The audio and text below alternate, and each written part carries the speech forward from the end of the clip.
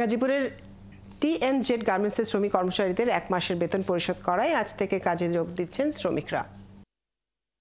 Chairman Hedayetul হক জানান, দীর্ঘদিন কারখানা বন্ধ থাকলেও শ্রমিক কর্মচারীদের 1 মাসের পাওনা বাবদ মোট 7,68,00,000 টাকা দেওয়া হয়েছে। এরই মধ্যে বিচ্ছিন্ন থাকা কারখানার বিদ্যুৎ ও গ্যাস লাইনে সংযোগ দেওয়া হয়েছে, তাই আজ সকাল থেকে কারখানার উৎপাদন কার্যক্রম আবারও শুরু হয়েছে। এদিকে টিএনজেড গ্রুপের পরিচালক আব্দুল হালিমের 2 দিনের রিমান্ড মঞ্জুর করেছে আদালত। তার বিরুদ্ধে শ্রমিকদের বেতনের টাকা না দিয়ে 5 কোটি টাকা প্রতারণা ও আত্মসাতের অভিযোগ এবং শ্রমিকদের মহাসড়ক অবরোধ ও কারখানা ভাঙচুরের উস্কানি দিয়ে জানমাল ও সম্পদের ক্ষতি সাধন, জননিরাপত্তার হুমকি সৃষ্টির অভিযোগে 2টি মামলা হয়েছে। এ বিষয়ে আরো জানবো আমরা। আমাদের সাথে যুক্ত হচ্ছেন সহকর্মী ইকবাল সরকার। ইকবাল, জানাবেন যে টিএনজেড গার্মেন্টসের সকল শ্রমিক আজ এসেছে কিনা, কাজে যোগ দিয়েছে কিনা এবং সার্বিক কার্যক্রম নিয়ে কি বলছে কর্তৃপক্ষ? জেড কারখানার শ্রমিকরাই কয়েকদিন আগে টানা 3 দিন ঢাকা ময়মনসিংহ মহাসড়ক অবরোধ করে রেখেছিলেন। একেবারে ঢাকা টাঙ্গাইল মহাসড়কও তার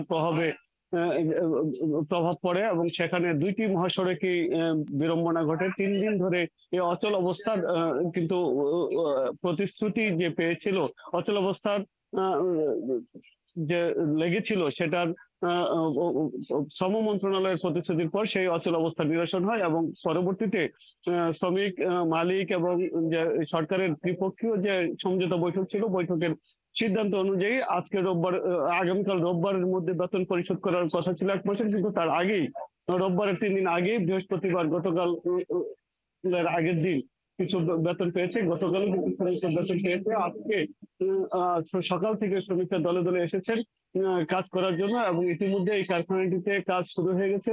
এই কোম্পানির যিনি বর্তমান চেয়ারম্যান হেদায়েতুল হক, তিনি বলছেন যে আর কোনো সংকট হয়তো তাদের হবে না এবং এখন থেকে স্বাভাবিকভাবে উৎপাদন কার্যক্রম চালাতে পারবেন এবং রপ্তানি, তাদের যে তৈরি পোশাক মূলত পুরোপুরি রপ্তানিমুখী প্রতিষ্ঠান, এই প্রতিষ্ঠান থেকে তারা রপ্তানি কাজ স্বাভাবিকভাবে করে যেতে পারবেন আশা করছেন।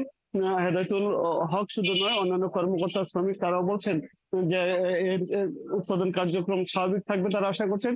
শ্রমিকরা বলছেন তারা আসলে এই কোম্পানিতে কাজ করেন, দীর্ঘদিন থেকে কাজ করছিলেন, অত্যন্ত সুনামের সাথে এই প্রতিষ্ঠানটি চলছিল, কিন্তু কয়েক মাস ধরেই বিড়ম্বনা হচ্ছিল, তাদের বেতন ভাতা নিয়ে সমস্যা হচ্ছিল এবং বেতন ভাতা না পেয়ে তারা কঠিন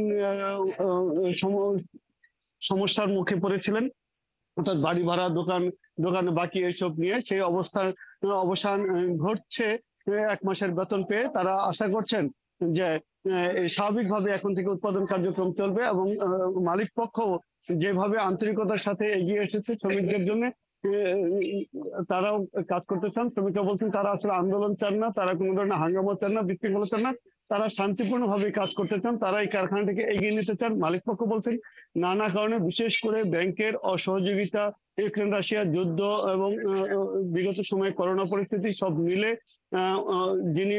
সব মিলে একটা তাদের বিপর্যস্ত অবস্থা হয়েছিল, সংকট হয়েছিল। সেই সংকট তারা কেটে যাবে বলে তারা আশা করছেন। ইকবাল, আপনাকে অনেক ধন্যবাদ। দর্শক, গাজীপুর থেকে যুক্ত ছিলেন সহকর্মী ইকবাল সরকার।